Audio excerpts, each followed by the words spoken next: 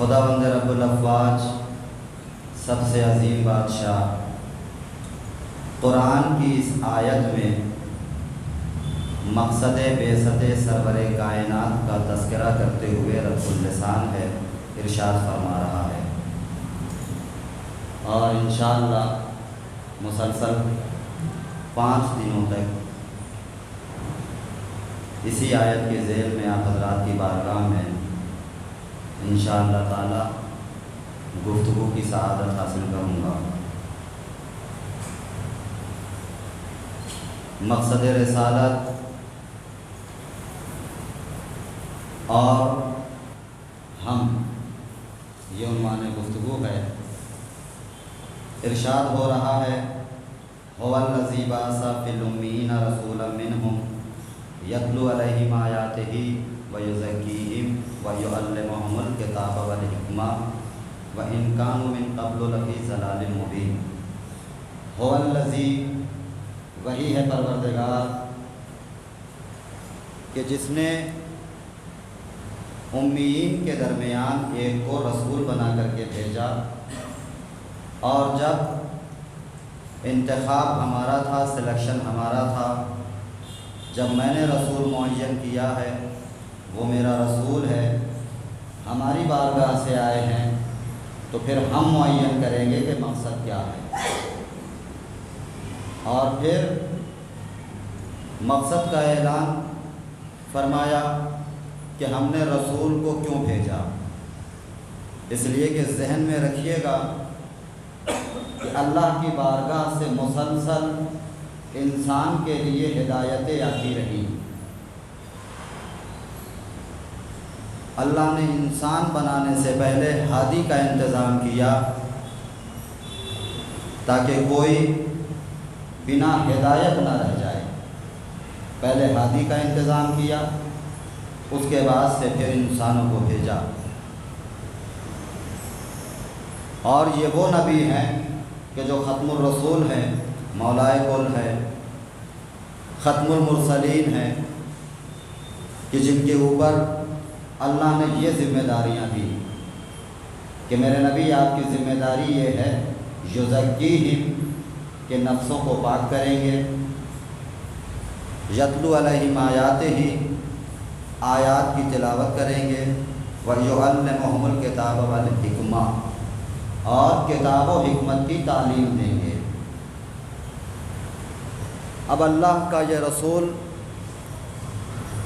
یہ جو مقاصد ہیں جو اللہ نے قرآن کے اندر بیان فرمائے، ان مقاصد کے ساتھ، ان پیغامات کے ساتھ انسانوں کے درمیان 40 سال تک خاموشی کی زندگی گزارنے کے بعد جب اعلان کیا ہے کہ میں تمہارے درمیان دنیا و آخرت کی بہترین نعمتیں لے کر کے آیا ہوں، یہ ذہن میں رکھیے گا کہ کامیابی، کامرانی، سرفرازی اور سربلندی،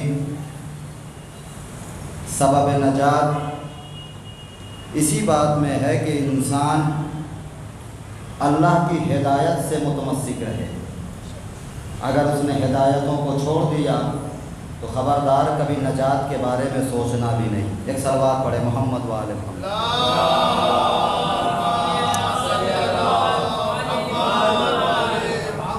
آج کی یہ تمہیدی گفتگو ہے، ذرا سا غور فرما لیں، پھر انشاءاللہ کسی منزل پہ جانے کا لطف ہے۔ انسان کامیاب وہی ہے، کامران وہی ہے کہ جس نے صرف خدا کا کلمہ نہیں، رسالت کا کلمہ نہیں، بلکہ جس نے اللہ کی بھی اطاعت کی، رسول کی بھی ہدایت کی۔ اطیعوا اللہ و اطیعوا الرسول، میں ابھی اولی الامر کی منزل پہ نہیں آتا۔ جس نے اللہ کی بھی اطاعت کی، جس نے رسول کی بھی اطاعت کی، اب جس نے ان کی اطاعت کی، اس لیے کہ انسان اگر اللہ کی حقیقی اطاعت کرنے لگے تو ہو بھی نہیں سکتا کہ وہ رسول کی اطاعت نہ کرے، اور اگر رسول کی اطاعت کر لے گا تو پھر یہ غیر ممکن ہے کہ وہ اولی الامر کو نہ پہچانے۔ ایک صلوات پڑھ دے محمد وآل محمد۔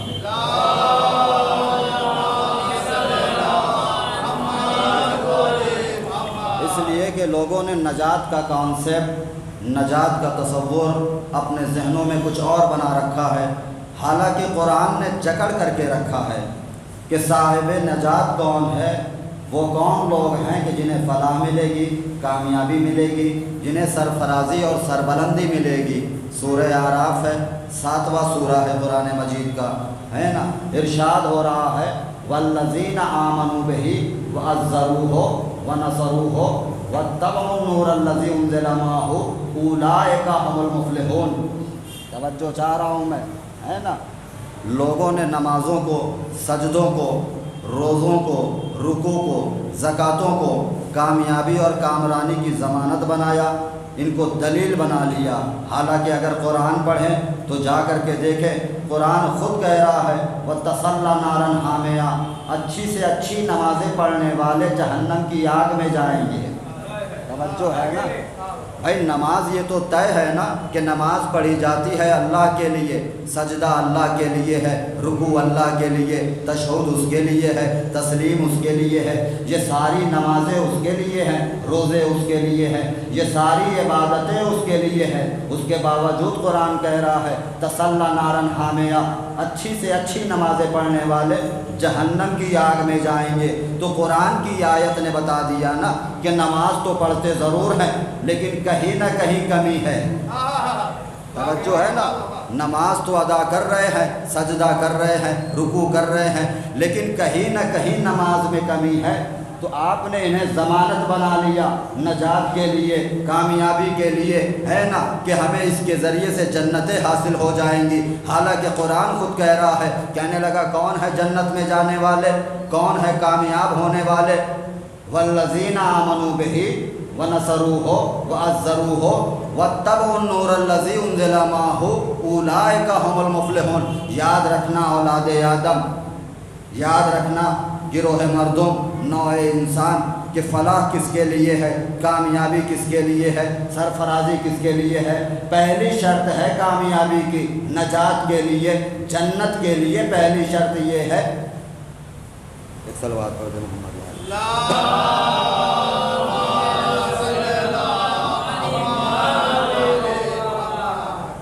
پہلی شرط یہ ہے نجات کے لیے، ضمانت کے لیے۔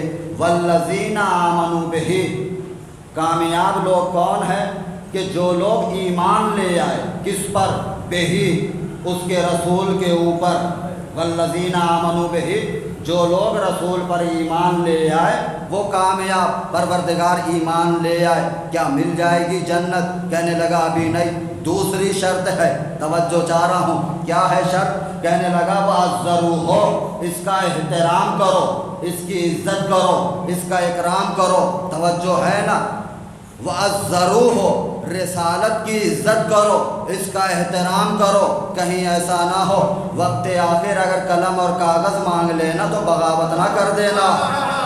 توجہ چاہ رہا ہوں میں، وَعَزَّرُوهُ، اس کی عزت کرو۔ پروردگار ایمان بھی لے آئے، عزت بھی کی، اب تو دے دے جنت۔ کہنے لگا ابھی نہیں، اب تیسری شرط، کیا ہے شرط؟ کہنے لگا وَنَصَرُوهُ، اب اس کی مدد بھی کرو۔ توجہ چاہ رہا ہوں میں، اب اس کی مدد کرو، کسی میدان میں چھوڑ کر پہاڑیوں پہ نہ چڑھ جانا۔ بھائی دیکھ لے، قرآن کی آیت ہے یہ کہ جو لوگ نجات پائیں گے وہ نجات پانے والے ہیں کون؟ پہلی شرط ہے کہ ایمان لے آؤ، دوسری شرط ہے کہ اس کی عزت کرو، تیسری شرط اس کی نصرت کرو، اس کی مدد کرو۔ تو پروردگار ایمان بھی لے آئے، اس کا احترام بھی کیا، پروردگار اس کی نصرت بھی کی، اب تو دے دے جنت۔ کہنے لگا نہیں، اب چوتھی شرط ہے، بڑی اہم شرط ہے۔ کہنے لگا کہ یاد رکھنا اس وقت تک جنت نہیں دوں گا، وَاتَّبَعُوا نور الذی انزل معہ اولئک هم المفلحون، جب تک اس نور کی اتباع نہ کر لو جو نبی کے ساتھ اس دنیا میں آیا۔ جو چاہ رہا ہوں میں، اس نور کی اتباع نہ کر لو، اس نور کی اطاعت نہ کر لو، اس نور کی پیروی نہ کر لو جو نبی کے ساتھ اس دنیا میں آیا۔ اب تلاش کرے بھائی، نبی ہے نور، نبی کے ساتھ ایک نور اور آیا جس کے لیے قرآن کہہ رہا ہے کہ اس کی اطاعت کرو، جب تک نہیں کرو گے میں تمہیں جنت نہیں دوں گا۔ اب تلاش کرے وہ کون سا نور ہے، تو نبی نے فرمایا انا والی من نور واحد، میں اور علی ایک ہی نور سے ہے۔ ایک صلوات پڑھ دے محمد وآل محمد۔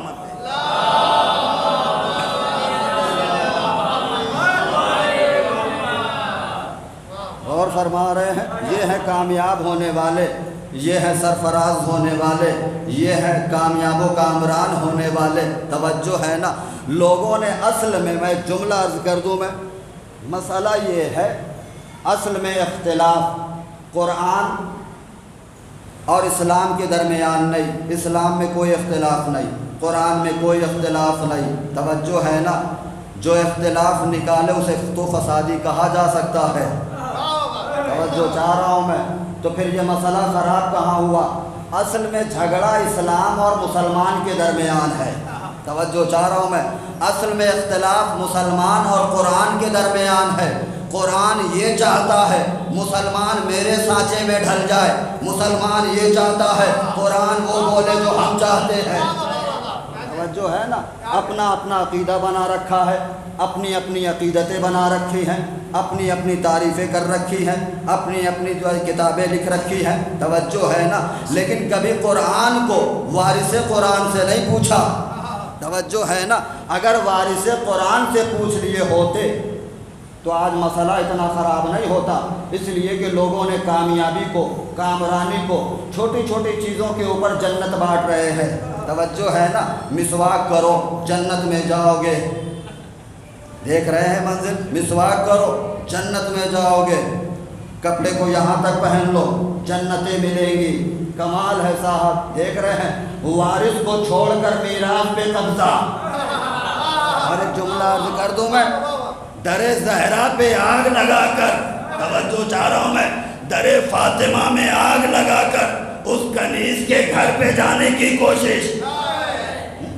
بھائی اتنا آسان ہے چلے جانا، لوگوں نے تصور بنا لیا، کہنے لگے کہ ہم، اس لیے کہ ذہن میں رکھیے گا، ایک آیت ہے قرآن میں سورہ صافات 38واں سورہ قرآن مجید کا، ان الدین عند اللہ الاسلام، اللہ کے نزدیک اگر کوئی دین ہے تو وہ ہے دین اسلام۔ معلوم یہ ہوا کہ اس دین کے علاوہ اور بھی ادیان ہیں، اور بھی دین ہیں، لیکن ذہن میں رکھیے گا وہ خدا کا بنایا ہوا دین نہیں ہے، وہ اللہ کا بھیجا ہوا دین نہیں ہے، وہ نبیوں کا پہنچایا ہوا دین نہیں ہے۔ اس لیے کہ اگر وہ ہوتا نا تو اللہ کہہ دیتا یہ دین بھی پسند ہے، وہ دین بھی قابل قبول ہے۔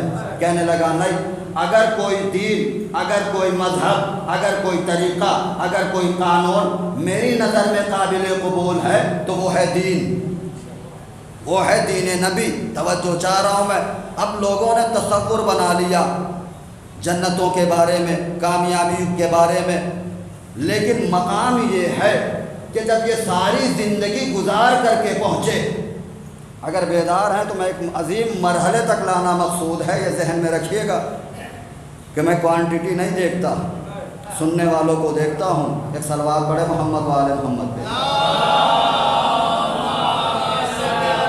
ایک عظیم مرحلے تک لا رہا ہوں میں آپ کو۔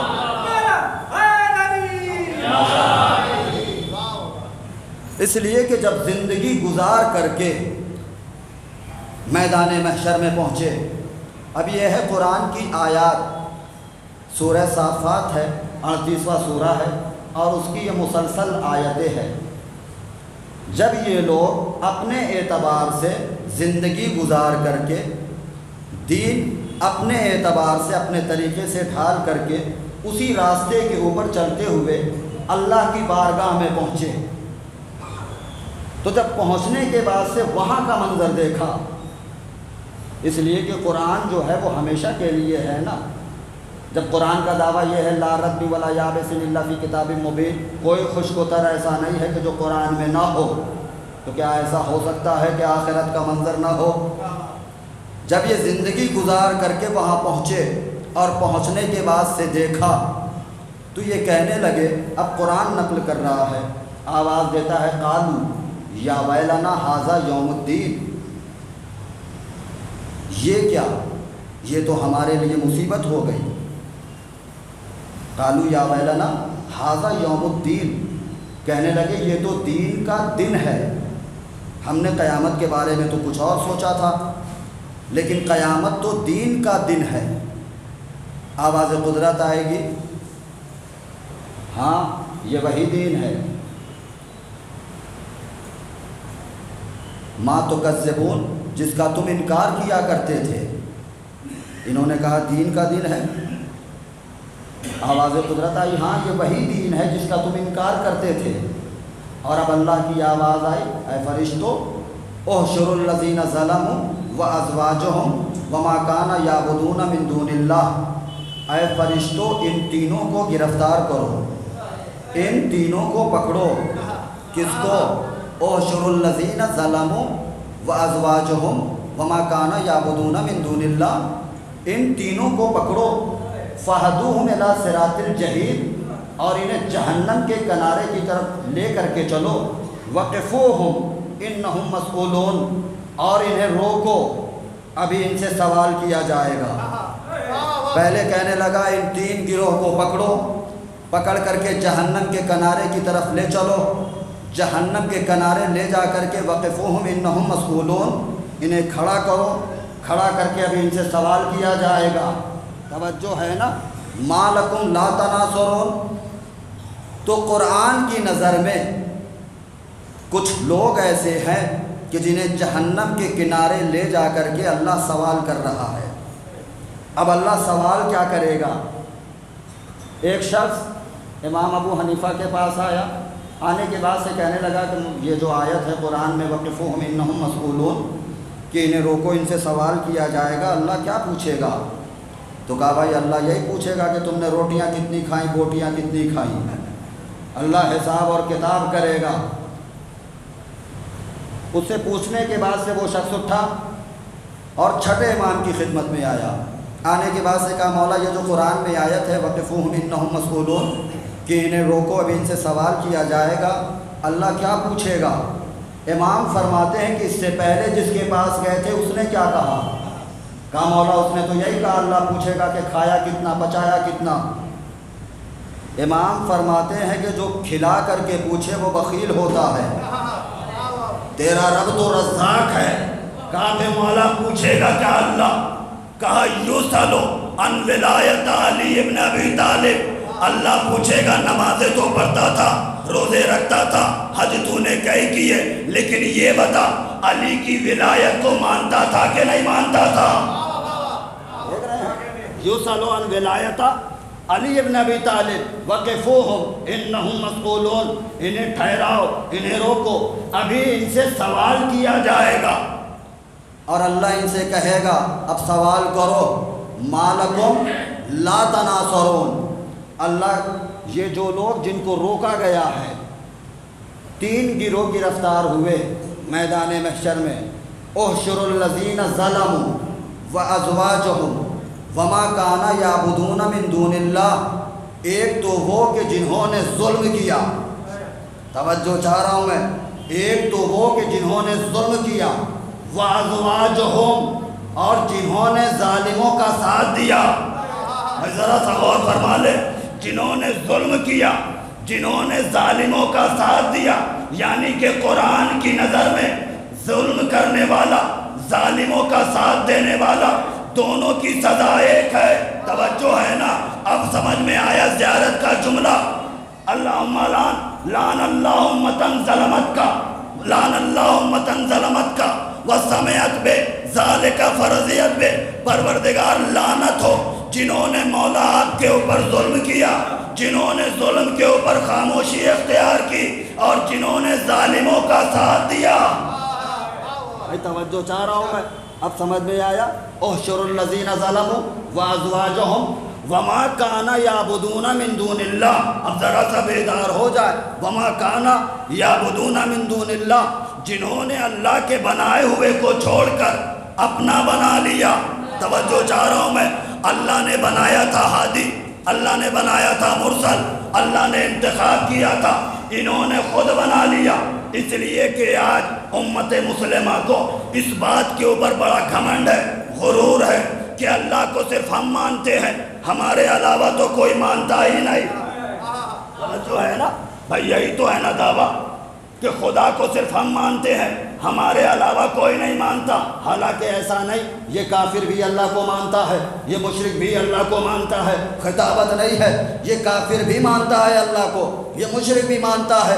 جب ان سے سوال کیا گیا نا کہ تم نے ان بتوں کو خدا کیوں بنایا، تم ان کی عبادت کیوں کرتے ہو، کہنے لگے خاموش، ما نعبدہم الا لیقربونا الی اللہ زلفیٰ، ہم نے انہیں خدا نہیں بنایا۔ پھر کہنے لگے خدا تک پہنچنے کا وسیلہ بنایا ہے۔ توجہ ہے، ہم نے انہیں خدا نہیں بنایا بلکہ خدا تک پہنچنے کا وسیلہ بنایا ہے۔ تو پروردگار، ان کافروں نے کیا غلطی کی، ان مشرکوں نے کیا غلطی کی؟ انہوں نے خدا نہیں بنایا بلکہ خدا تک پہنچنے کا وسیلہ بنایا ہے۔ اور سورہ مائدہ میں تو نے ہی کہا تھا، یا ایھا الذین آمنوا جاہدوا فی سبیلہ وابتغوا الیہ الوسیلہ، اے صاحبان ایمان، اللہ کی راہ میں جہاد کرو، اس کا تقوی اختیار کرو اور اس تک پہنچنے کا وسیلہ تلاش کرو۔ توجہ چاہ رہا ہوں میں، اس تک پہنچنے کا وسیلہ تلاش کرو۔ تو پروردگار، کافروں نے کیا غلطی کی، مشرکوں نے کیا غلطی کی؟ انہوں نے خدا نہیں بنایا، خدا تک پہنچنے کا وسیلہ بنایا ہے۔ کہنے لگے تم نے لفظوں پر غور کہاں کیا؟ ہم نے وسیلہ بنانے کو نہیں، وسیلہ تلاش کرنے کو کہا تھا۔ توجہ چاہ رہا ہوں میں، ہم نے وسیلہ بنانے کو نہیں بلکہ وسیلہ ہم نے تلاش کرنے کو کہا تھا۔ تمہارا کام تھوڑی ہے وسیلہ بنانا، وسیلہ بنانا میرا کام ہے، ہم بنا کے پردے میں رکھ چکے ہیں، تم اسے تلاش کرو، وہ تمہیں ہم تک پہنچا دے گا۔ توجہ ہے نا، صرف اتنی سی بات تھی کہ وسیلہ موجود تھا، کچھ لوگوں نے خود بنا لیا۔ جب بنا لیا، اب ان کی سزا، وہ ملعون بھی کہلائے، مغضوب بھی کہلائے، راندہ بارگاہ بھی ہو گئے، اللہ کا غضب بھی نازل ہوا، صبح قیامت تک کے لیے لعنتی بھی ہو گئے۔ کس بات پہ؟ صرف اتنی سی بات پہ کہ وسیلہ موجود تھا، انہوں نے خود بنانا شروع کر دیا۔ توجہ چاہ رہا ہوں میں، اب جا کر کے پڑھے قرآن کہ اللہ کے بنانے کی چیزیں کتنی ہیں۔ سورہ بقرہ ارشاد ہوا، انی جاعل فی الارض خلیفہ، میں روئے زمین ایک خلیفہ بھیج رہا ہوں، میں خلیفہ قرار دے رہا ہوں۔ لفظ انی کے ساتھ ہے، عربی زبان میں اگر انی کہیں آ جائے نا، حرف مشبہ بالفعل ہے، اگر یہ آ جائے نا، کانٹینیو پہ دلالت کرتا ہے، استمرار پہ دلالت کرتا ہے۔ میں اور واضح کر دوں، انی جاعل، میں خلیفہ بنا رہا ہوں، اور یاد رکھنا فیوچر میں جب بھی خلیفہ بنے گا میں بناؤں گا، کوئی اور نہیں بنائے گا۔ توجہ چاہ رہا ہوں میں، ہے نا، خلیفہ آج میں بنا رہا ہوں، مستقبل میں جب بھی بنے گا میں بناؤں گا، کوئی اور نہیں بنائے گا۔ پھر دوسری آیت، انی جاعلک للناس اماما، ہم نے تمہیں لوگوں کا امام بنایا، وہی لفظ انی کے ساتھ آج امام میں بنا رہا ہوں، فیوچر میں، مستقبل میں جب بھی امام بنے گا میں بناؤں گا، کوئی اور نہیں بنائے گا۔ توجہ ہے نا، تین کام ملے اللہ کے، وسیلہ وہ بنائے گا، کوئی اور نہیں بنائے گا، خلیفہ وہ بنائے گا، کوئی اور نہیں بنائے گا، امام وہ بنائے گا، کوئی اور نہیں بنائے گا۔ خلیفہ بنانا اللہ کا کام ہے، امام بنانا اللہ کا کام ہے نا، وسیلہ بنانا اللہ کا کام ہے۔ لیکن کچھ لوگوں نے ایک پہ ہاتھ صاف کر لیا، وسیلہ موجود تھا، انہوں نے خود بنانا شروع کر دیا، تو ساری دنیا انہیں کافر کہہ رہی ہے، مشرک کہہ رہی ہے۔ تم نے دونوں پہ ہاتھ صاف کر لیا، خلیفہ بھی خود بنا لیا، امام بھی خود بنا لیا۔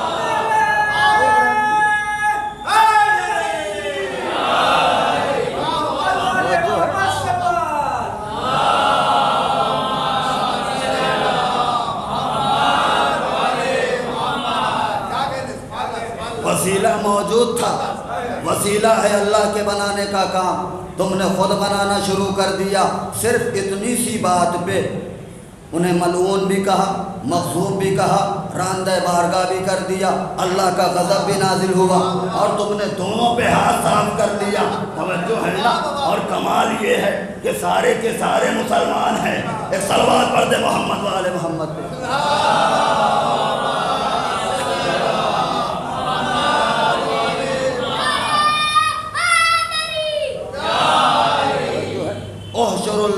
ظلموا وازواجهم وما كان يعبدون من دون اللہ، ملائکہ انہیں پکڑو جنہوں نے ظلم کیا انہیں پکڑو، وازواجهم جنہوں نے ظالموں کا ساتھ دیا انہیں پکڑو، وما كان يعبدون من دون اللہ اور جنہوں نے اللہ کے بنائے ہوئے کو چھوڑ کر کے اپنا بنا لیا انہیں بھی گرفتار کرو، فاہدوہم الی صراط الجحیم اور انہیں جہنم کے کنارے پر لے آؤ، وقفوہم انہم مسئولون انہیں کھڑا کرو، ان سے ابھی سوال کیا جائے گا، توجہ چاہ رہا ہوں میں، سوال کیا جائے گا، کیا کیا جائے گا؟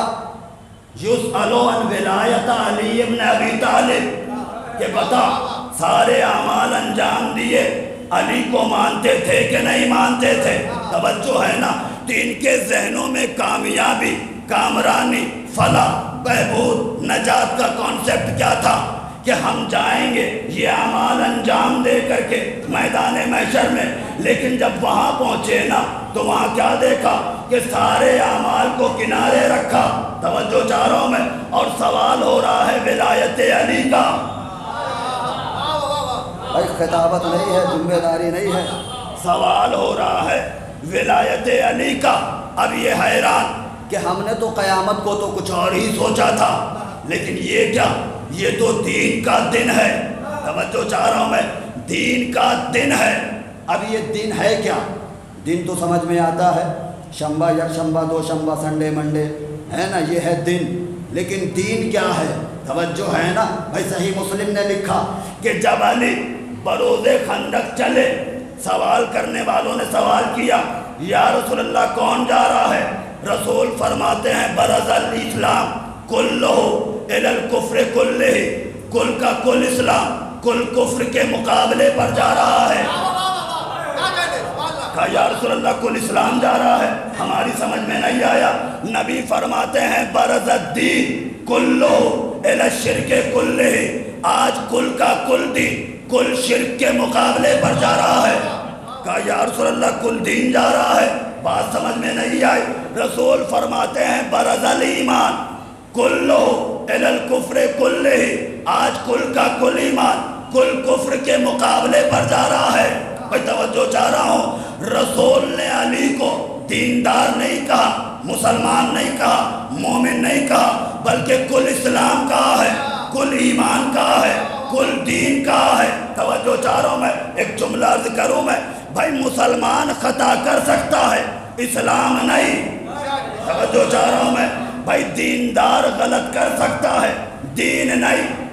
مومن سے خطا ہو سکتی ہے، ایمان سے نہیں۔ رسول نے علی کو مومن نہیں کہا، دیندار نہیں کہا، مسلمان نہیں کہا، بلکہ کل اسلام کہا ہے، کل ایمان کہا ہے، کل دین کہا ہے، اور کہہ کر کے زمانے کو یہی بتایا ہے کہ علی کل اسلام ہے، علی کل دین ہے، علی کل ایمان ہے۔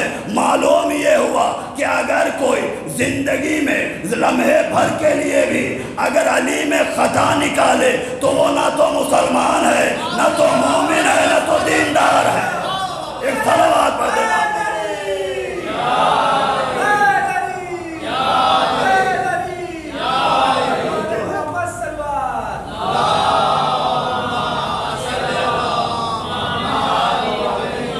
کل دین کہا، کل اسلام کہا، کل ایمان کہا، اور ان کی زبان پہ کیا ہے؟ کہنے لگے یہ تو دین کا دن ہے، توجہ ہے نا۔ اور رسول کیا فرماتے ہیں؟ برز الدین کلہ الی الکفر کلہ، کل کا کل دین کل کفر کے مقابلے پہ جا رہا ہے۔ اگر بات سمجھ میں نہیں آئی تو بھائی قرآن کی آیت تو سمجھ میں آ گئی نا، یہ تو بالکل واضح ہے، روشن ہے، آیا ہے، توجہ ہے نا۔ قالوا یا ویلنا ھذا یوم الدین، کہنے لگے یہ تو دین کا دن ہے۔ اب کہاں تلاش کرے کہ ایک ہی ذات ہو اور دین سمجھ میں آ جائے؟ اگر نہ ملے نا تو چلے جائے خواجہ اجمیری کے دروازے پہ، لکھا ہوا ملے گا شاست حسین بادشاہ حسین، دین است حسین دی پناہ است حسین۔ صلوات پڑھ دے محمد والے محمد پہ۔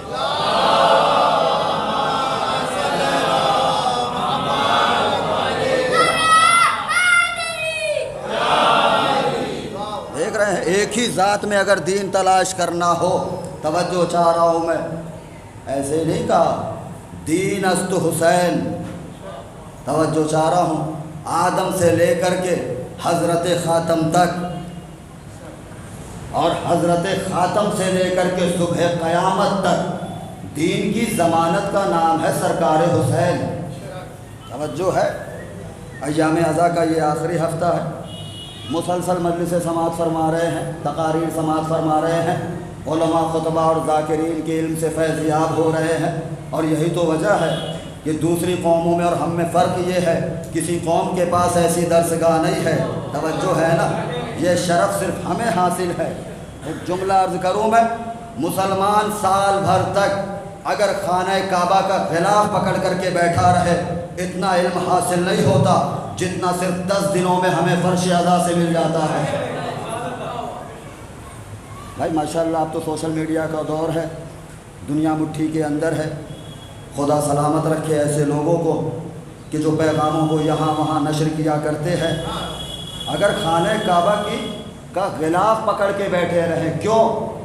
اس لیے کہ کعبے سے عبادت کا رخ تو ملتا ہے، توجہ ہے نا، علم کا قبلہ انہوں نے نہیں لیا، اس لیے کہ اس کا تو دامن چھوڑ دیا۔ اگر پکڑے ہوتے تو پھر کبھی یہ نہ کہتے کہ ہمارے لیے اللہ کی کتاب کافی ہے۔ توجہ ہے، ایک لوڑا لطیف جملہ آپ کی خدمت میں عرض کرنا ہے کہ ہمارے لیے اللہ کی کتاب کافی ہے۔ اگر حافظوں کو، قاریوں کو قرآن سمجھ میں آ جاتا تو علی سے دشمنی نہ کرتے، توجہ ہے، اگر علی سمجھ میں آ جاتا، اگر قرآن سمجھ میں آ جاتا نا تو کبھی علی سے دشمنی نہ کرتے۔ یہ کل دین ہے، کل اسلام ہے، کل ایمان ہے۔ آدم سے لے کر کے عیسیٰ تک کوئی نبی محسن اسلام نہیں۔ ابھی تک میں تمہید سے گزر رہا تھا، بس متوجہ رہیں، اور انشاءاللہ وہ مرحلہ آپ کی بارگاہ میں۔ آدم سے لے کر کے عیسیٰ تک کوئی نبی محسن اسلام نہیں۔ ایک نبی ایسا تھا کہ جو محسن اسلام ہوتے ہوتے رہ گیا، یہی سورہ صافات ہے۔ جناب ابراہیم آواز دے رہے، انی ذاہب الی ربی سیادی رب حب لی من الصالحین فبشرناہ بغلام حلیم۔ جناب ابراہیم فرماتے ہیں میں اپنے رب کی بارگاہ میں جا رہا ہوں اور پروردگار مجھے ایک صالح بیٹا عنایت فرما۔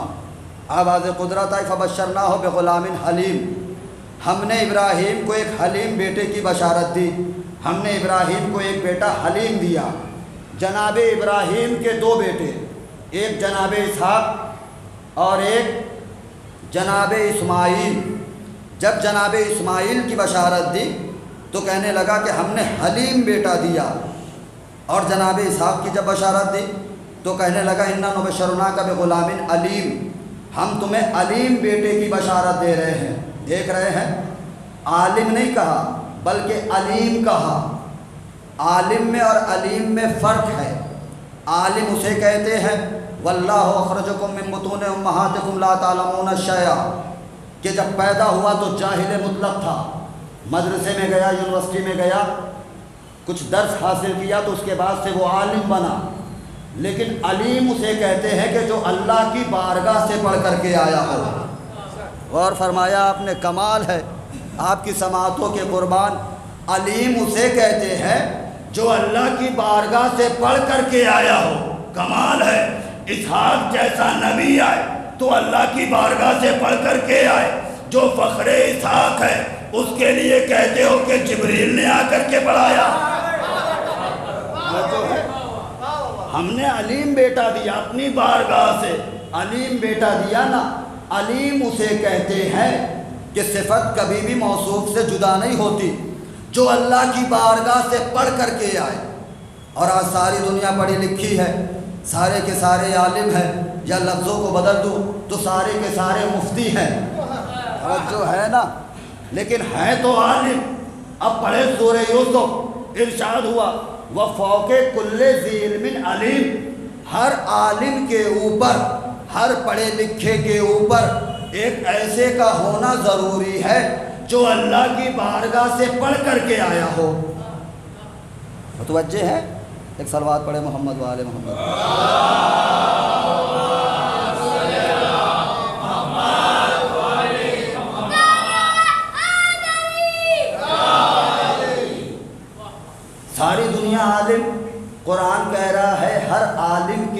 اوپر ایک ایسے کا ہونا ضروری ہے کہ جو اللہ کی بارگاہ سے پڑھ کر کے آیا ہو؟ تو یہ آیت قرآن کی ہے یا ختم ہو گئی؟ منسوخ تو نہیں ہو گئی، آیت موجود ہے۔ تو آج بھی دنیا میں سارے عالم ہیں، قرآن کہہ رہا ہے ایک ایسے کا ہونا ضروری ہے جو میری بارگاہ سے پڑھ کر کے آیا ہو۔ توجہ ہے نا بھائی، ساری دنیا تو پڑھی لکھی ہے، لیکن کوئی ایک ایسا تلاش کرو جو اللہ کی بارگاہ سے پڑھ کر کے آیا ہو۔ اور اللہ کہہ رہا ہے کہ ایسے کا ہونا ضروری ہے جو میری بارگاہ سے پڑھ کر کے آیا ہو۔ تو 72 میں اور ہم میں فرق یہی ہے، کسی کے پاس کوئی ایسا نہیں، لیکن ہمارے پاس پردے میں ایک ایسا موجود ہے جو اللہ کی بارگاہ سے پڑھ کر کے آیا ہے۔ ایک صلوات پڑھ دے محمد و آل محمد پہ۔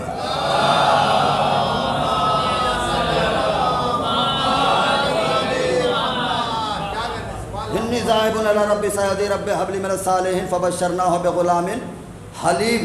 ہم نے ابراہیم کو ایک حلیم بیٹے کی مبارکباد دی، بشارت دی، ہم نے ایک حلیم بیٹا دیا۔ فَإِذَا بَلَغَ مَعَهُ السَّعْيَ قَالَ يَا بُنَيَّ إِنِّي أَرَىٰ فِي الْمَنَامِ أَنِّي أَذْبَحُكَ فَانظُرْ مَاذَا تَرَىٰ۔ تفاسیر میں لکھا، مفسرین نے لکھا کہ جناب ابراہیم تقریباً 128 برس کے ہے، جناب ہاجرہ تقریباً 90 برس کی، جناب اسماعیل تقریباً 7 برس کے ہو گئے۔ تب ایک دن جناب ابراہیم نے جناب اسماعیل سے کہا کہ بیٹا میں خواب دیکھ رہا ہوں کہ میں آپ کو ذبح کر رہا ہوں۔ توجہ ہے، میں آپ کو ذبح کر رہا ہوں۔ فانظر ماذا تری، بیٹا آپ بتائیں آپ کی رائے کیا ہے، آپ کیا کہنا چاہتے ہیں اس بارے میں؟ متوجہ ہے میری طرف، آپ کیا کہنا چاہتے ہیں، آپ کی رائے کیا ہے؟ ہاتھوں کو جوڑ کر کہوں گا میں ابراہیم آپ اللہ کے نبی ہیں، خلیل خدا ہیں، کائنات کے پہلے ہیں جنہیں امامت مل رہی ہے۔ توجہ ہے، معمار کعبہ ہے، شیخ الانبیاء جد المرسلین ہے، ہمارے نبی کے بعد سب سے افضل آپ ہیں۔ یہ 7 سال کے بچے سے رائے مشورے کی کیا ضرورت ہے؟ اس لیے کہ حکم تو اللہ دے رہا ہے، یہ بیٹے سے پوچھنے کی ضرورت کیوں پڑی؟ کہنے لگے تمہیں نہیں پتہ، آنے والا زمانہ اور ہوگا، کہنے والے کہہ دیں گے اسماعیل 7 سال کے تھے، انہیں پتہ نہیں تھا کہ آج منا کے میدان میں میرا باپ مجھے ذبح کرے گا، اگر پتہ ہوتا تو وہ بھاگ جاتے، آتے نہیں۔ توجہ ہے نا، میں نے اسی لیے بتا دیا، میں نے اسی لیے بتا دیا کہ دیکھو اسے پتہ ہے کہ میں منا کے میدان میں ذبح کرنے کے لیے جا رہا ہوں۔ اور جناب اسماعیل کمال ہے، کہنے لگے قالا یا ابت افعل ما تؤمر ستجدونی انشاءاللہ من الصابرین، بابا آپ اس کام کو انجام دیجئے جو آپ کو حکم مل رہا ہے، ستجدونی انشاءاللہ من الصابرین، اگر اللہ نے چاہا تو آپ مجھے صابرین میں سے پائیں گے۔ توجہ ہے، لفظ انشاءاللہ استعمال کیا، اگر اللہ نے چاہا تو انشاءاللہ۔ جناب اسماعیل یعنی کہ جناب اسماعیل نے اقرار کر لیا نا کہ بابا صابر میں نہیں ہوں، صابر تو کوئی اور ہے، ایک خانوادہ ہے، ایک قبیلہ ہے۔ توجہ ہے نا، بابا صابر تو کوئی اور ہے، ایسے صابر اگر سر پہ ضربت لگے گھبراتے نہیں، بلکہ کہتے ہیں فزت ورب الکعبہ، ہم تو کامیاب جا رہے ہیں۔ توجہ ہے، بابا وہ تو ایک خانوادہ ہے، ایک قبیلہ ہے، اور اگر اللہ نے چاہا، یعنی جناب اسماعیل کو اپنی ذات پہ کانفیڈنس نہیں، انشاءاللہ کہا نا، اگر اللہ نے چاہا تو۔ بھائی لفظ انشاءاللہ کب کہا جاتا ہے؟ میں نے پہلے ہی کہا تھا نا کہ میں مجمع کی تعداد دیکھ کر کے نہیں پڑھتا۔ لفظ انشاءاللہ کب کہا جاتا ہے؟ انشاءاللہ جب بات مستقبل کی ہو، فیوچر کی ہو۔ بعد رسول مدینے میں قحط پڑا، پانی برس نہیں رہا ہے، عالم یہ ہے بارش کا جو قحط پڑا ہے، زمینیں بنجر ہونے کو آئی ہیں، اناج نہیں نکل رہا ہے، پانی برس نہیں رہا ہے۔ اب لوگ جمع ہو کر کے خلیفہ رسول کے پاس، خلیفۃ المسلمین کے پاس آئے۔ آنے کے بعد سے کہنے لگے سرکار بارش نہیں ہو رہی ہے۔ کہنے لگے بھائی میں کیا کروں؟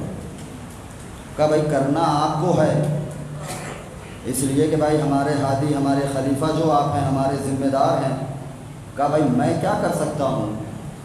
کہا کہ آپ رسول سے کہیں، رسول اللہ سے کہے، اللہ بارش کرے گا۔ توجہ ہے، دیکھ رہے ہیں، آپ رسول سے کہیں، رسول اللہ سے کہے، اللہ بارش کرے گا۔ یعنی کہ 1400 سال پہلے وسیلہ جائز تھا۔ توجہ ہے، وسیلہ جائز تھا، آپ رسول سے کہیں، رسول اللہ سے کہیں۔ کہنے لگے یار ساری زندگی میں نے رسول کی ایک نہ سنی، رسول میری سنیں گے؟ کہا سرکار مسئلے کا حل نکالنا جو آپ کو ہے، خلیفہ ہیں آپ ہمارے۔ دماغ لگایا، کہنے لگے سارے عرب میں کوئی ایک ایسا بندہ تلاش کرو جس کی بات رسول نہ ٹالتے ہوں۔ لوگوں نے سوچنا شروع کیا، کہا کہ ایک ہے۔ کہا کون؟ کہا کہ وہ بلال حبشی، وہ مؤذن۔ کہا کہ ہاں رسول اسے بہت مانتے تھے۔ کہاں ہے؟ کہا بعد رسول مدینے شہر کے باہر خیمہ لگا کے رہتا ہے۔ کہا کہ جاؤ اسے بلا کر کے لے آؤ۔ لوگ آئے جمع ہو کر کے، بلال آج آپ کو دربار میں بلایا گیا ہے۔ یہ ہے محبت اہل بیت۔ انسان کے دل میں اگر سرایت کر جائے اس کے بعد یہ عقل محفوظ نہ رہے تو پھر مزہ کیا ہے؟ کہا بلال آج بلایا ہے دربار میں۔ بلال فرماتے ہیں کمال ہے، کام اسے ہے، بلا مجھے رہا ہے۔ ان سے کہو یہاں چل کر کے آئے۔ کہا بلال مسئلہ آن پڑا ہے۔ کہا کیا مسئلہ؟ کہا بلال بارش نہیں ہو رہی ہے۔ کہا میں کیا کروں؟ کہا بلال تمہاری بات رسول نہیں ٹالتے، بلال تم رسول سے کہو، رسول اللہ سے کہے، اللہ بارش کرے گا۔ توجہ چاہ رہا ہوں میں۔ بلال فرماتے ہیں کہ ٹھیک ہے جاؤ، آدھی رات کے وقت میں انشاءاللہ گفتگو کروں گا۔ توجہ چاہ رہا ہوں میں۔ اب ایک مرتبہ آدھی رات کے وقت بلال مدینے شہر میں داخل ہوئے، روضہ رسول کے اوپر آئے، قبر رسول کی پائنتی بیٹھ گئے، دو زانو ہو کر۔ بلال کے رخسار پر آنسو کا پہلا قطرہ آنا تھا کہ قبر رسول سے آواز آئی یسکونا، بلال جا، سارے کے سارے سیراب ہو گئے، کل بارش ہوگی۔ توجہ چاہ رہا ہوں میں۔ بلال جا، سارے کے سارے سیراب ہو گئے، کل بارش ہوگی۔ آدھی رات کا وقت بلال مدینے شہر میں داخل ہوئے، پہلی گلی کے پہلے دروازے پر دق الباب کیا، وہ گھر سے باہر آئے۔ کہا بلال یہ آدھی رات کے وقت، کہا بتانے یہ آیا ہوں کل بارش ہوگی۔ توجہ چاہ رہا ہوں میں۔ بلال دوسرے دروازے پر، وہ بھی باہر آیا۔ بلال کیوں آئے ہو؟ کہا بتانے یہ آیا ہوں کل بارش ہوگی۔ بلال تیسرے دروازے پر، سوال وہی ایک تھا، جواب بھی وہی تھا، بلال کیوں آئے ہو؟ کہا بتانے یہ آیا ہوں کل بارش ہوگی۔ 70 دروازوں پر بلال گئے، 70 بندے بلال کے پیچھے پیچھے چلنے لگے۔ بلال اور 70 افراد جمع ہو کر، آدھی رات کا وقت ہے، خلیفۃ المسلمین کے دروازے پر پہنچے، دق الباب کیا، گھر سے باہر آئے۔ کہا بلال یہ آدھی رات کے وقت مجمع لے کر کے آئے ہو، کیا بات ہے؟ کہا سرکار ناراض نہ ہو، بتانے یہ آیا ہوں کل بارش ہوگی۔ توجہ فرمایا آپ نے، کمال ہے۔ جو بات علاقے کے سانسد یا ایم پی کو بتانا چاہیے تھا وہ ایک کارے کرتا بتا رہا ہے۔ توجہ ہے نا؟ کہا سرکار ناراض نہ ہو، بتانے یہ آیا ہوں کل بارش ہوگی۔ بلال تنہا نہیں، پیچھے 70 افراد کھڑے ہوئے ہیں۔ 70 افراد کو دیکھا، بلال کو دیکھا، اب ندامت، شرمندگی، یہ تو مجھے بتانا چاہیے تھا، بتا رہا ہے یہ حبشی۔ کہنے لگے بلال بارش کب ہوگی؟ بلال فرماتے ہیں کل ہوگی۔ تو کہا بلال ایسے کیوں کہہ رہے ہو کہ کل بارش ہوگی؟ بلکہ ایسے کہو انشاءاللہ کل بارش ہوگی۔ توجہ ہے نا؟ کہا بلال رسول نے فرمایا تھا کہ جب بات مستقبل کی ہو تو کل مستقبل ہے نا، تو بلال کہو انشاءاللہ کل بارش ہوگی۔ بلال فرماتے ہیں میں انشاءاللہ نہیں کہتا، بارش بغیر انشاءاللہ کے ہوگی۔ توجہ ہے، میں انشاءاللہ نہیں کہتا، بارش بغیر انشاءاللہ کے ہوگی۔ کہنے لگے بلال رسول نے کہا تھا کہ جب بات مستقبل کی ہو تو انشاءاللہ کہا کرو۔ بلال فرماتے ہیں کہ کب کہا تھا؟ کب کہا تھا رسول نے؟ کہنے لگے بلال 3 افراد موجود تھے، بلال میں موجود تھا، بلال تم موجود تھے، بلال وہ سلمان فارسی موجود تھے۔ تب رسول نے کہا تھا کہ جب بات مستقبل کی ہو تو انشاءاللہ کہا کرو۔ بلال فرماتے ہیں کہ کون کون تھا؟ کہا بلال 3 افراد تھے، بلال میں موجود تھا، بلال تم موجود تھے، بلال سلمان فارسی موجود تھے۔ تب رسول نے کہا تھا جب بات مستقبل کی ہو تو انشاءاللہ کہا کرو۔ بلال فرماتے ہیں کمال ہے، جو بات رسول نے 3 بندوں میں کہی تھی وہ آدھی رات کے وقت بھی یاد ہے، جو 1.25 لاکھ میں غدیر میں کہی تھی۔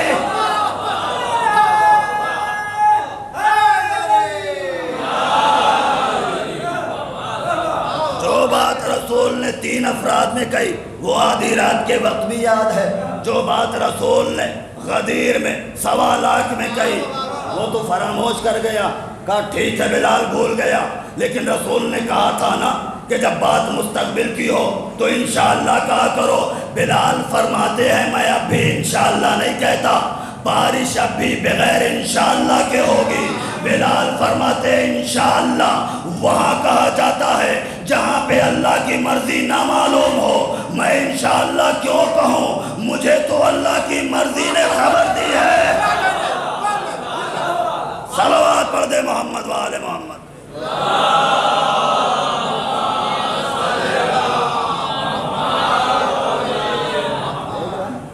کہنے لگے ستجدونی انشاءاللہ، اگر اللہ نے چاہا تو انشاءاللہ من الصابرین، اگر اللہ نے چاہا تو آپ مجھے صابرین میں سے پائیں گے۔ 7 برس کا بچہ ہے، معرفت اتنی ہے، اقرار کر لیا کہ میں ان کے جیسا نہیں ہوں، اور جناب ابراہیم فرماتے ہیں میں تمہیں ذبح کر رہا ہوں۔ فانظر ماذا ترى، آپ بتائیں۔ کہا بابا آپ کو حکم مل رہا ہے، آپ اسے انجام دیجئے۔ ابراہیم آپ نے کیوں بتایا بچے کو؟ کہا بھائی کہنے والے کہہ دیتے نا کہ بچے کو پتہ نہیں تھا کہ آج مجھے ذبح ہونے ہے، میں اسی لیے بتا رہا ہوں تاکہ زمانے کو پتہ چل جائے کہ باپ ذبح کرنے پر تیار، بیٹا ذبح ہونے کے لیے تیار۔ توجہ ہے نا؟ لیکن ایک لفظ استعمال کیا ہے جناب اسماعیل نے، کہنے لگے ستجدونی انشاءاللہ من الصابرین، اگر اللہ نے چاہا تو آپ مجھے صابرین میں سے پائیں گے۔ لفظ صبر استعمال کیا ہے، صبر ہمیشہ مصیبت پر کیا جاتا ہے۔ توجہ چاہ رہا ہوں، صبر ہمیشہ مصیبت پر کیا جاتا ہے۔ شب ہجرت رسول نے 23 مرتبہ کہا دن میں یا علی آج خطرے کی رات ہے، یا علی آج خطرے کی رات ہے۔ علی فرماتے ہیں میرے سو رہنے سے جان بچ جائے گی۔ کہا بچ جائے گی یا علی؟ جا کر کے دیکھے تاریخ، فسجد علی شکرا، علی نے شکر کا سجدہ کیا۔ بھائی توجہ چاہ رہا ہوں میں، وہاں پہ لفظ صبر، یہاں پہ شکر، وہاں پہ جناب اسماعیل نے موت کو مصیبت سمجھا اس لیے لفظ صبر استعمال کیا، یہاں پہ علی نے موت کو نعمت سمجھا اس لیے شکر کا سجدہ کیا۔ بھائی موت دونوں نے قبول کی، دونوں نے ایکسپٹ کر لیا۔ جناب اسماعیل ذبح ہونے کے لیے تیار ہے، رسول نے علی سے بتایا، علی 40 قبیلوں کی ننگی تلواروں میں سونے کے لیے تیار، لیکن وہاں پہ صبر کیا، یعنی کہ موت کو مصیبت سمجھا، یہاں پہ علی نے موت کو نعمت سمجھا۔ تو ایک جملہ عرض کروں میں، ارے جب علی کے مقابلے پہ اسماعیل جیسا نبی نہ آ پایا تو پھر اسے کیوں لے آتے ہو جو ہر میدان سے بھاگتا ہوا نظر آئے؟ اسے کیوں لے آتے ہو؟ اس لیے کہ وہاں پہ موت کو قبول کیا ہے۔ یہ اور بات ہے کہ مصیبت سمجھ کر کے یہاں پہ قبول کیا، لیکن نعمت سمجھ کر کے۔ ولیم جان ڈریپر، یہ ایک جرمن کا فلاسفر ہے، اس نے لکھا اگر 18 رمضان 19ویں کی شب علی کے سر پہ ضربت نہ لگتی پھر بھی علی شہید تھے۔ توجہ چاہ رہا ہوں، کہنے لگا کہ اگر ضربت نہ لگتی تب بھی علی شہید تھے۔ لوگوں نے پوچھا ولیم اگر ضربت نہ لگتی پھر بھی علی شہید؟ کہا پہلے تم یہ بتاؤ اسماعیل کو ذبیح اللہ کیوں کہتے ہو؟ اسماعیل کوئی ذبح ہوا تھا؟ کہا کہ موت کو قبول کر کے چھری کے نیچے لیٹ گئے۔ ولیم جواب دیتا ہے ارے جو اسماعیل موت کو قبول کر کے ایک لمحے کے لیے چھری کے نیچے لیٹ جائے اور ذبح نہ ہو وہ تو ذبیح اللہ ہو گیا، اور جو علی ساری رات 40 قبیلوں کی ننگی تلواروں میں سویا رہا۔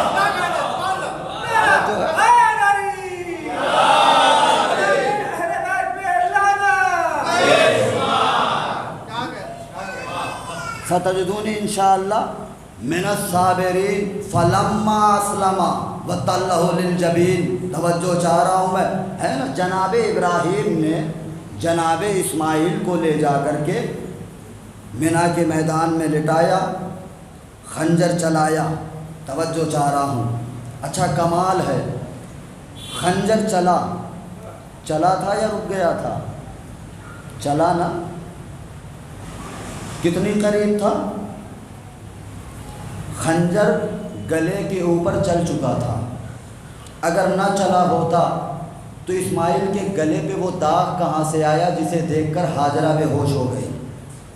توجہ ہے نا، ادھر جناب اسماعیل کے گلے پہ خنجر چل رہا ہے، ادھر اللہ، توجہ چاہ رہا ہوں، اللہ مخلوقات جنت سے خطاب کر کے ہے کوئی کہ جو جا کر کے اسماعیل کے بدلے ذبح ہو جائے؟ توجہ ہے نا، دمبا گویا ہوا، کہنے لگا پروردگار میں چلا جاؤں۔ کہا چلا جاؤں، جاتا کیوں نہیں؟ بھائی توجہ چاہ رہا ہوں میں۔ اب قرآن نے لکھا، مفسرین نے تحریر کیا کہ دمبا آسمان کی بلندیوں سے چلا۔ توجہ چاہ رہا ہوں، زمین پر آیا، منا کے میدان میں اسماعیل کو ہٹایا، دمبا خود لیٹ گیا، اسماعیل بچ گئے، دمبا ذبح ہو گیا۔ توجہ چاہ رہا ہوں میں، دمبا ذبح ہو گیا۔ اب مجھے بتائیں کہ یہ جو دمبا ذبح ہوا ہے، کیا یہ دمبا کی صرف روح آئی تھی؟ نہیں، بلکہ دمبا اپنی روح اور جسم کے ساتھ آیا تھا۔ توجہ چاہ رہا ہوں میں، صرف روح نہیں آئی بلکہ جسم بھی آیا تھا۔ کہاں سے؟ آسمان کی بلندیوں سے سفر کرتا ہوا، اور کتنی دیر میں آیا؟ توجہ چاہ رہا ہوں میں بھائی، اتنی دیر میں آیا کہ خنجر چل چکا ہے۔ لیکن آپ دیکھیں، خنجر چل چکا ہے اور آیا، آنے کے بعد سے اسماعیل کو ہٹایا، اپنے جسم کے ساتھ آیا ہے، صرف روح نہیں آئی ہے۔ بھائی اسی بات پہ تو حیرت ہے کہ لوگ کہا کرتے ہیں کہ رسول کی معراج روحانی ہے، جسمانی نہیں۔ بھائی توجہ چاہ رہا ہوں میں، روحانی ہے، جسمانی نہیں۔ مسلمان اپنے رسول کو اگر ماننے پہ آ جائے تو مقام محمود پہ پہنچا دے، اور اگر گرانے پہ آ جائے تو دمبے سے بھی کم سمجھ لے۔ ارے بھائی جب ایک دمبا آسمان کی بلندیوں سے لمحے بھر میں زمین پہ آ سکتا ہے، جسم کے ساتھ آیا، تو وہ رسول جو مختار کائنات ہو، وہ لمحے بھر میں اگر آسمان کی بلندیوں سے سفر کر کے واپس آ جائے تو حیرت کیا ہے؟ صلوات پڑھ دے محمد وآل محمد۔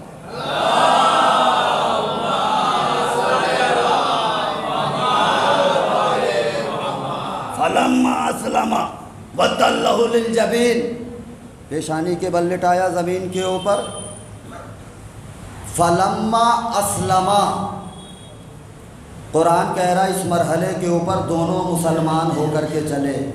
فلما اسلم، اسلم تسمیہ کا صیغہ ہے، عربی زبان میں یہ وہاں پہ استعمال ہوتا ہے جہاں پہ دو ہم وزن چیزیں ہوں، جہاں عزت ایک ہو، عظمت ایک ہو، منزلت ایک ہو، طہارت ایک ہو، وہاں پہ تسمیہ کا صیغہ استعمال ہوتا ہے۔ مثلا رسول فرماتے انی تارکم فیکم الثقلین، دو ہم وزن چیزیں چھوڑ کر کے جا رہا ہوں۔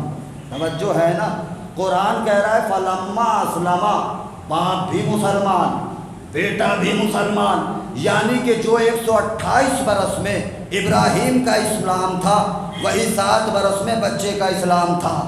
توجہ چاہ رہا ہوں میں، اور کیوں ہو کر کے چلے مسلمان؟ وَتَلَّهُ لِلْجَبِينِ، اس لیے کہ ابراہیم نے اسماعیل کو پیشانی کے بل لٹایا۔ توجہ چاہ رہا ہوں، اب جا کر کے دیکھے پوری تاریخ کہ جناب ابراہیم نے جناب اسماعیل کو اس کے علاوہ کبھی اور لٹایا؟ بس ایک بار لٹایا، ایک لمحے کے لیے لٹایا، تو باپ بھی مسلمان ہو گیا، بیٹا بھی مسلمان ہو گیا۔ اور جو ابو طالب مسلسل 3 سال تک نبی کی جگہ اپنے بیٹوں کو لٹاتا رہا، ایک صلوات پڑھ دے محمد وآل محمد۔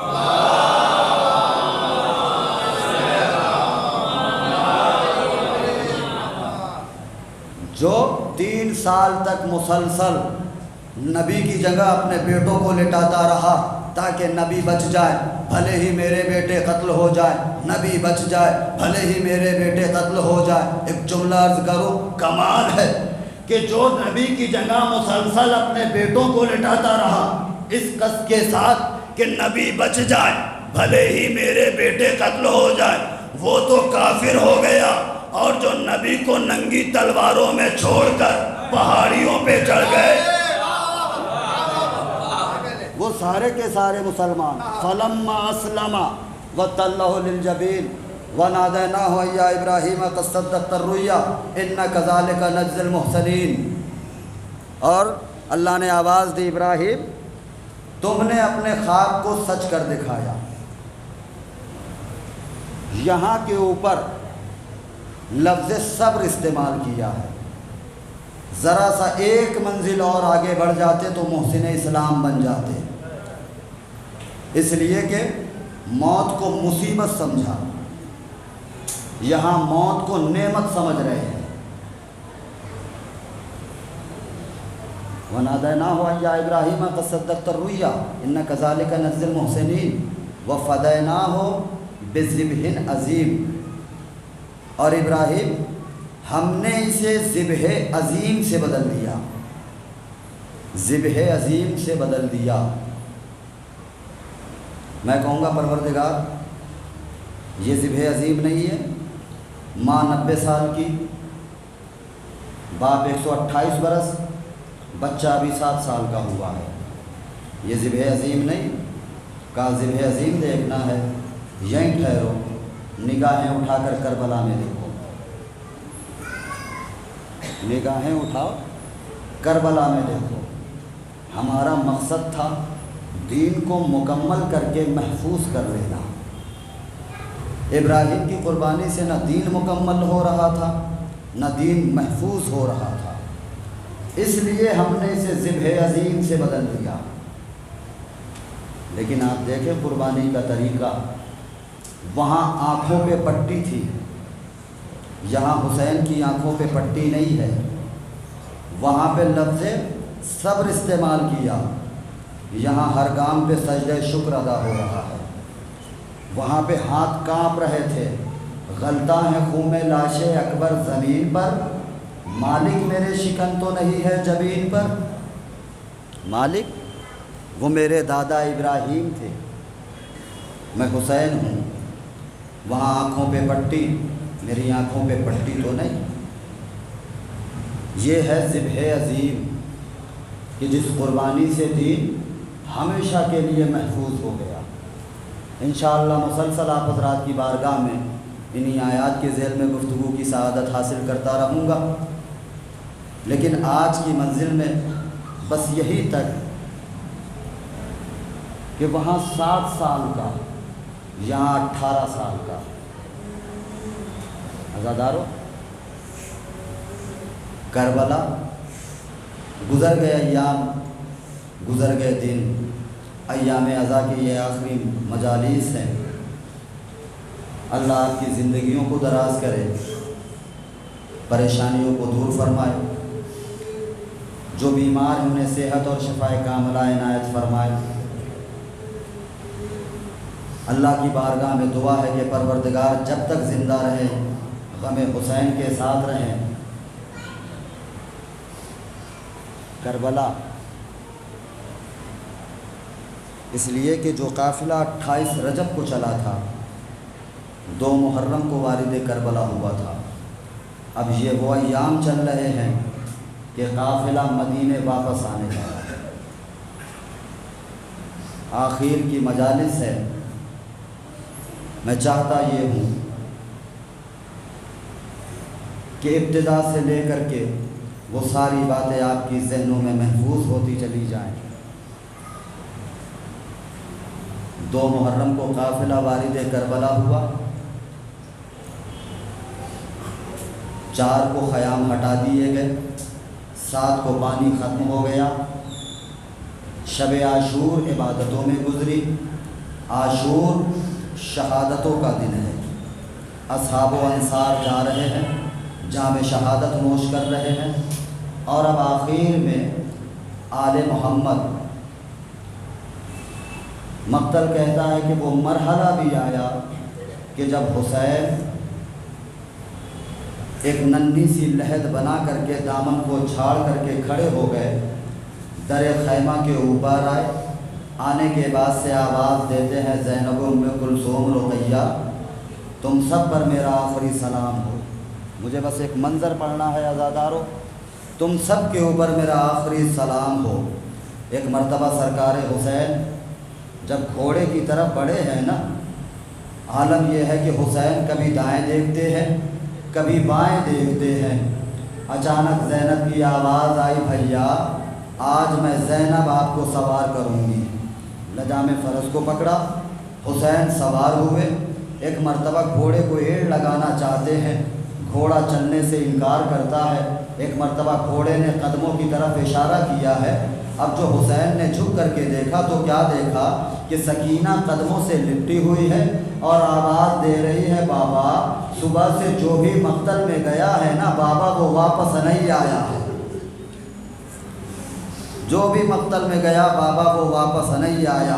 عزادارو حسین مقتل میں آئے ہیں نا، حسین کی جنگ کا عالم یہ ہے، جنگ کرتے جاتے ہیں، آواز دیتے جاتے ہیں، ظالموں تم نے میرے اکبر کو مارا ہے، ظالموں تم نے میرے قاسم کے ٹکڑے کر دیے ہیں، ظالموں تم نے میرے اور محمد کو مارا ہے۔ عزادارو عالم یہ ہے، جنگ کرتے کرتے ایک مرتبہ حسین فرات کے کنارے پہنچے ہیں، آواز دیتے ہیں، عباس ذرا اٹھو اور دیکھو تو صحیح بوڑھے کی جنگ۔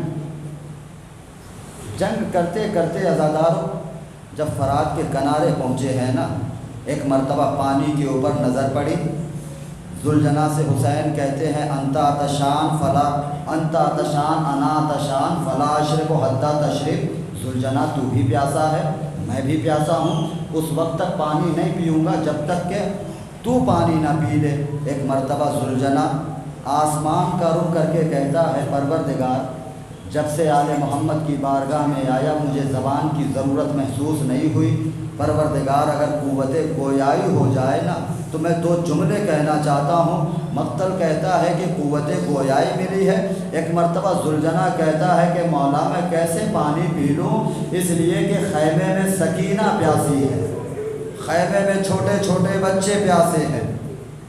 مجھے بس ایک جملہ عزادارو پڑھنا ہے، ذہن آمادہ ہو جائے۔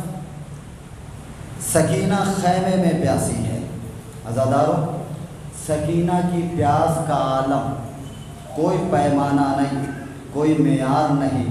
اس بی بی کے اوپر ظلم کتنے ہوئے ہیں نا، بس ظلم کا ایک جھلک ہے جو میں آپ کی بارگاہ میں پیش کرنا چاہتا ہوں۔ جب شام غریبہ آئی ہے نا، حمید ابن مسلم کہتا ہے کہ شام غریبہ خیام میں آگ لگا دی گئی، چادریں چھین لی گئی، اور ایک مرتبہ جب خیمے میں آگ لگی ہے، حمید ابن مسلم کہتا ہے کہ میں نے دیکھا کہ ایک 4 سال کی بچی تھی جس کے کرتے کے دامن میں آگ لگی ہوئی تھی، وہ بچی کبھی ادھر دوڑتے ہوئی جاتی ہے کبھی ادھر دوڑتے ہوئے جاتی ہے۔ حمید کہتا ہے کہ میں اس بچی کے پیچھے دوڑا، بچی نے مجھے دیکھا، وہ تھوڑا اور تیز دوڑنے لگی، اچانک بچی کے کرتے کا دامن پیروں میں الجھا، بچی گر گئی۔ میں قریب گیا، جانے کے بعد سے میں نے کہا بی بی گھبرائے نہیں، میں کوئی ظالم نہیں ہوں، کہ میں جو آگ لگی ہوئی ہے میں اسے بجھا دوں۔ ایک مرتبہ جب سکینہ نے دیکھا نا کہ کربلا کے میدان میں کوئی ایک رحم دل نظر آیا ہے، ایک مرتبہ سکینہ فرماتی ہے اے شخص، اے عرب تو نیک معلوم ہوتا ہے، ایک احسان اور کر دے۔ کہا بی بی کیا احسان کر دوں؟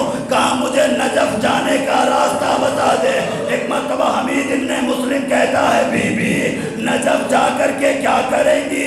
ارے وہاں پہ آپ کا کون رہتا ہے؟ سکینہ فرماتی ہے ارے میں نجف دادا علی کی قبر پہ جاؤں گی اور جا کر کے میں فریاد کروں گی دادا علی ارے میرا بابا مارا گیا، جزاک اللہ، میرا دادا مارا گیا، خیام میں آگ لگا دی گئی، ہماری چادریں چھین لی گئی۔ حمید ابن مسلم کہتا ہے ابھی چند لمحات گزرے تھے نا کہ ایک مرتبہ شمر ایک مرتبہ سکینہ کی طرف بڑھا، ایک مرتبہ سکینہ کی طرف بڑھا ہے نا، شمر ملعون ہاتھ بڑھاتا ہے، بیوی پیچھے ہٹتی جاتی ہے، وہ ہاتھ بڑھاتا ہے وہ پیچھے ہٹتی جاتی ہے۔ ایک مرتبہ اس ملعون نے تازیانہ لہرایا، ایک مرتبہ سکینہ رو کر کے فرماتی ہے اے ظالم میرے اوپر تازیانے نہ مار، اس لیے کہ میں یتیم ہوں، میں نے سنا ہے کہ یتیموں پہ ظلم نہیں کیا جاتا ہے۔ ایک مرتبہ وہ ظالم کہتا ہے کہ سکینہ تیرے کانوں میں جو بالیاں ہیں نا، تیرے کانوں میں جو گوشوارے ہیں نا، سکینہ مجھے وہ بالیاں چاہیے۔ سکینہ فرماتی ہے میرے قریب نہ آنا، میں گوشوارے دیتی ہوں، بالیاں دیتی ہوں۔ یہ کہنے کے بعد سے سکینہ نے اپنے کانوں کے اوپر ہاتھ لے آئے۔ چند لمحات گزر گئے، وہ ملعون کہتا ہے سکینہ بالیاں کیوں نہیں دیتی، جلدی دو ورنہ میں تازیانے مارتا ہوں۔ ایک مرتبہ سکینہ فرماتی ہے کہ میں بالیاں دے رہی ہوں، یہی تھی اثنا میں کہ ظالم نے تازیانہ مارا۔ سکینہ رو کر کے فرماتی ہے ظالم یہ جو بالیاں ہے نا یہ نہ مجھے پہننے آتا ہے نہ اتارنے آتا ہے، ارے عید کے دن میرے بابا نے مجھے پہنا ہے۔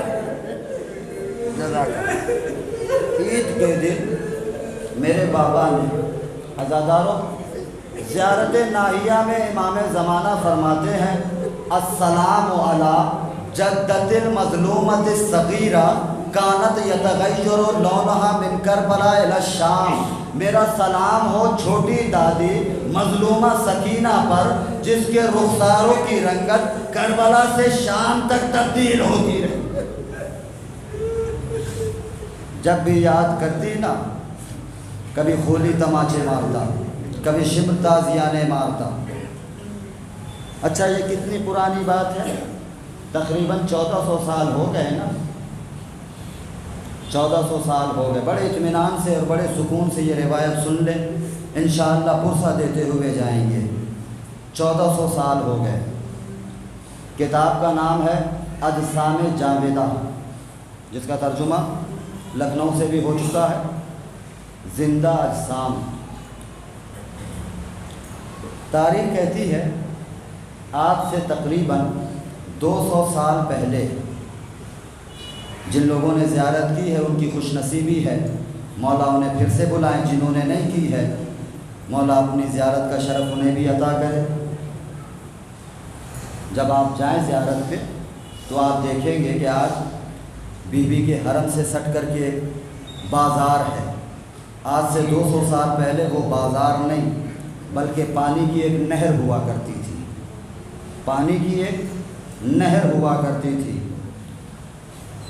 وہیں پہ دمشق میں ایک سید ہے جس کا نام ہے سید ابراہیم، عمر ہے تقریباً 85 سال۔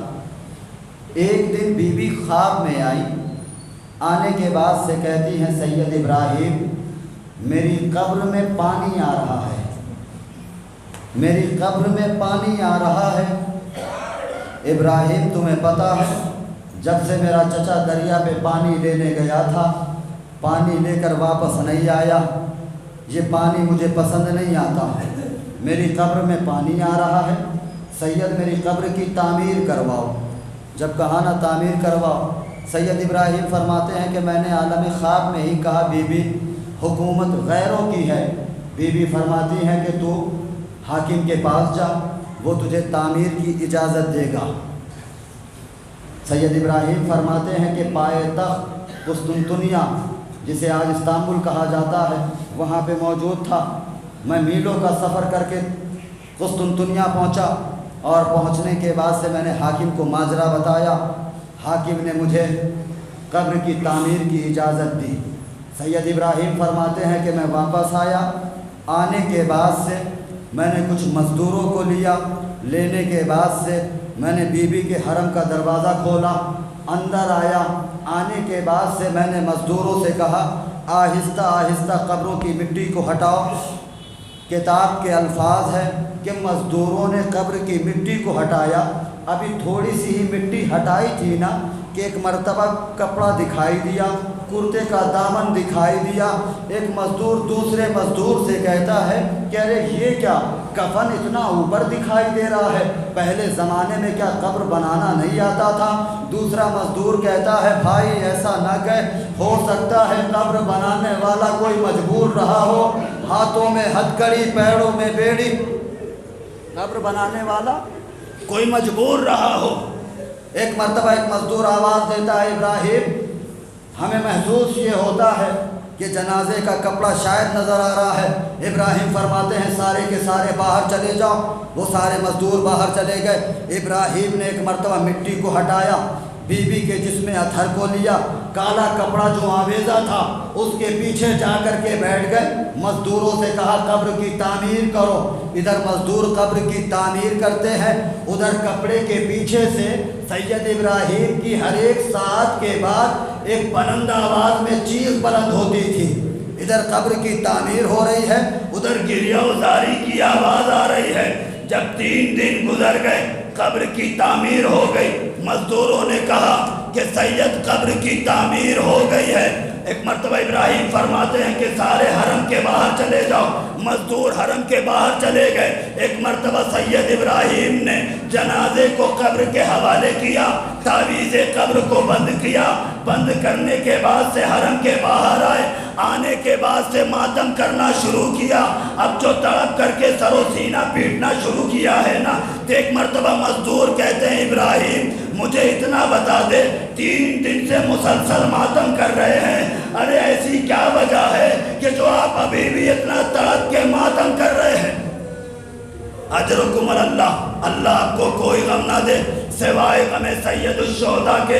ایسی کیا وجہ ہے؟ ایک مرتبہ ابراہیم فرماتے ہیں تمہیں پتا ہے تم نے کس کی قبر بنائی ہے؟ کہا ہمیں پتا ہے۔ کہا کس کی بنائی ہے؟ کہا حسین کی بیٹی سکینہ کی بنائی ہے۔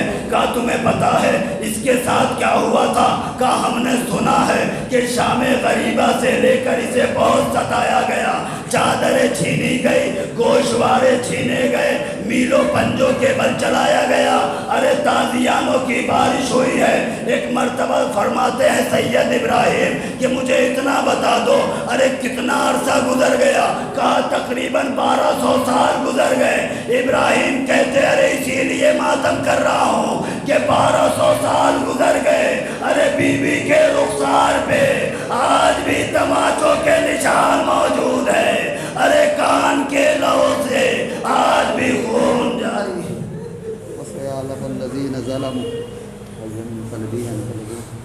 اللہم لا نقبل ظالم ظلم حق محمد وآل محمد وآخر تاب له ولا ظالم۔ اللہم لعن الصحابة التي جاهدت الحسین علیہ السلام وشایعت وبایعت وتابت على قتله، اللہم لعنهم جميعا۔ یا کاشف الکرب عن وجه الحسین اکشف کربنا بحق اخیک الحسین، یا صاحب العصر والزمان عجل على ظہور ماتم الحسین۔